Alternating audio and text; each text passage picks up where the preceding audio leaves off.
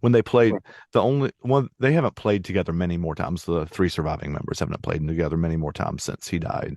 Wow, Um, that's sad. the the most recent that I know of anyway is when they were inducted to like the Kennedy Center honors, whatever, like where they Yeah, wear no, the rain. Yeah.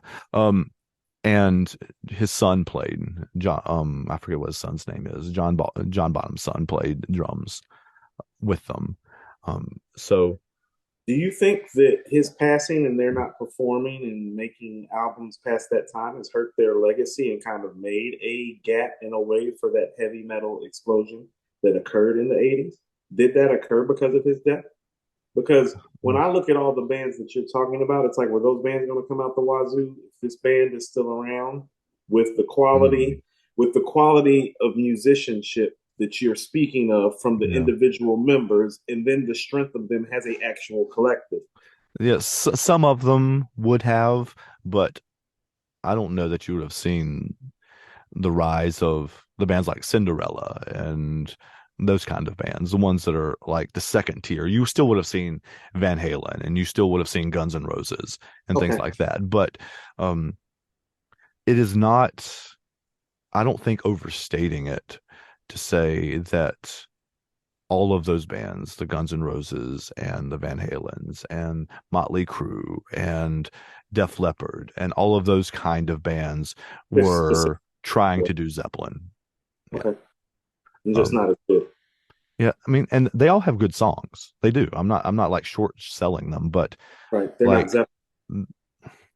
there was something almost like mystical spiritual about them. It was like a people I've never obviously seen them play live because they stopped playing before I was born, but lots of the people who saw them perform talk of it in like they went to a Pentecostal revival kind of. It's like that kind of spiritual thing.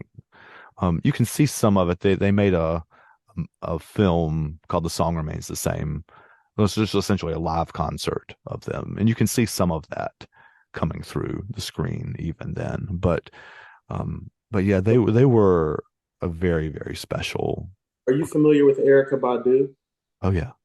Is it that type of feeling that you're talking about? I'm trying to think of a good comparison for it. I mean, Right. sort of, yes. I mean, and Or is this it is how no Steve disrespect. This is no feels? disrespect to Badu because I love me some Erica Badu. Like she's one of my very She's not, favorites. yeah, she's not Um, in the canon. I would say it would be like seeing Prince play. Is that kind of Oh wow, it's like that, like that. it's like that, yeah.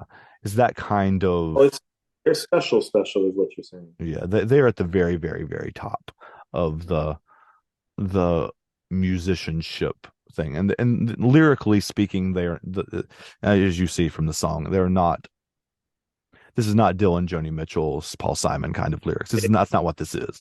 But like the experience that you're having Right. when you watch them So that, together is a transcendent thing. The four of them together are like supersede anything that any one of them could do by themselves. right. Sounds like the kind of the perfect coming together. Yeah. Yeah. They're blessed like to have the great individual musicians at their respective, and then they Mhm. have one of the best frontmen ever. Yeah. Right. Yeah. Certainly Okay. one of the most iconic and most widely imitated. Right. Widely imitated, like even his like actions on stage. Hmm. Yeah. Correct. If I know So you've seen like videos of like the hair metal bands in the 80s or whatever, I'm very go back and watch some of like early 70s Zeppelin playing. Like you can find videos and from the song remains the same. Like all of them are copying Robert Plant. no. It's all making sense now, and I've actually I briefly watched a brief bio on Led Zeppelin that had some of their Mhm. performance footage, Yeah. even some of the early stuff. Yeah. Yeah, so he was already It's a special group. yeah. They're definitely a special group. So I'm going to tell you the first Mhm. thing that I thought of when this record came on. Whole Okay. lot of I was like, I'm not sure if a rapper has sampled this yet, but they sure as fuck need to. That's the first thing that I thought when the beat came on. I was like, oh, we haven't taken this yet. That that that guitar riff. is one of the most iconic guitar riffs in rock and roll history. And I was actually thinking to myself, it's like, no, no, no, somebody had to have taken it, and I need to look it up and find it out because.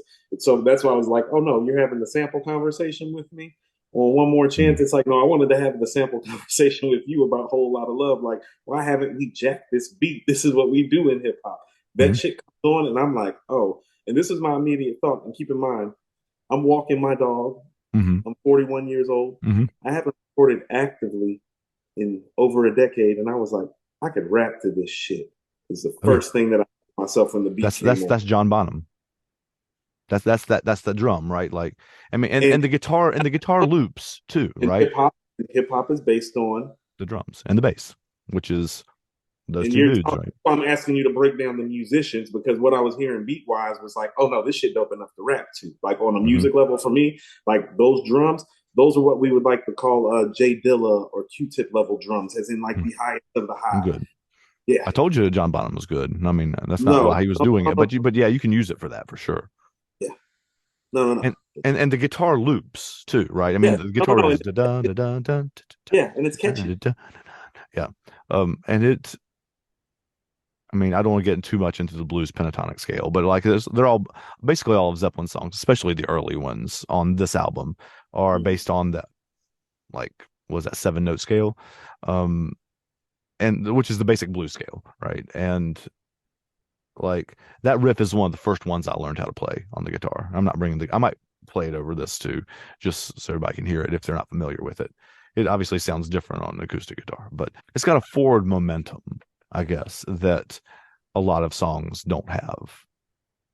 Like it pulls you forward. It's it's very I don't even know because we're used to selling something.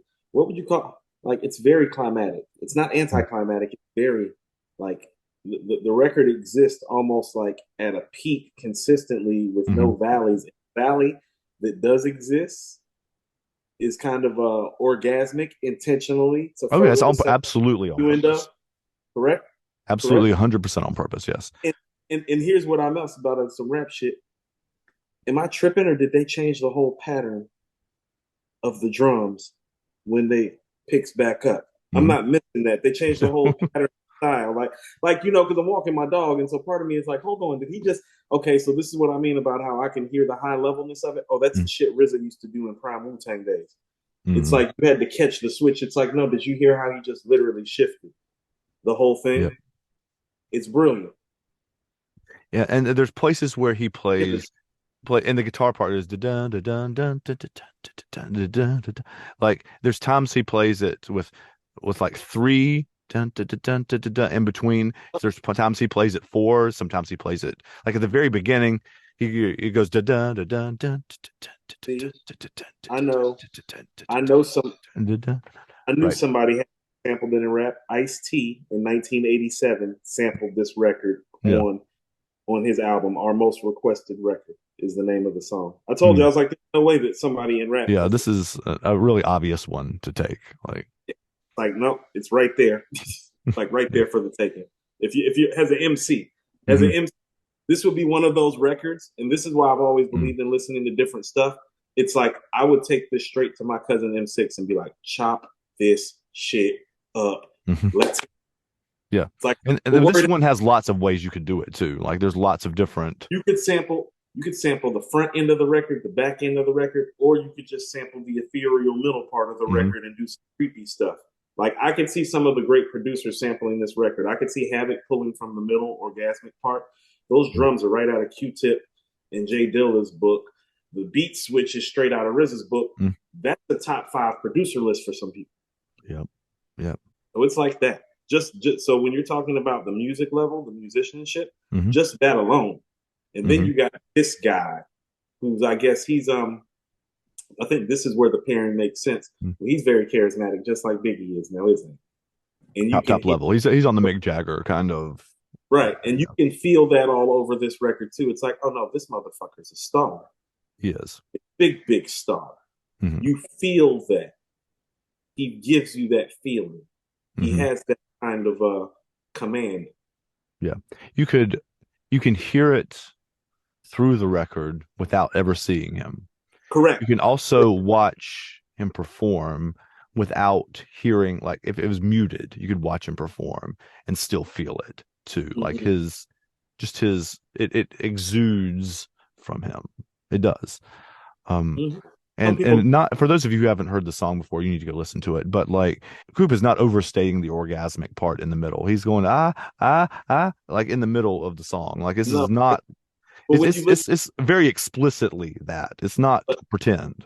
but the musicality is very intentional Yeah. too. That's what Hmm. makes the record And the special. drums going under it. Going, Yeah, yeah. It's literally building up like intercourse is occurring on hmm. wax. And so he climaxes Yep. and comes down and then comes back And then for goes seconds. again. Yep.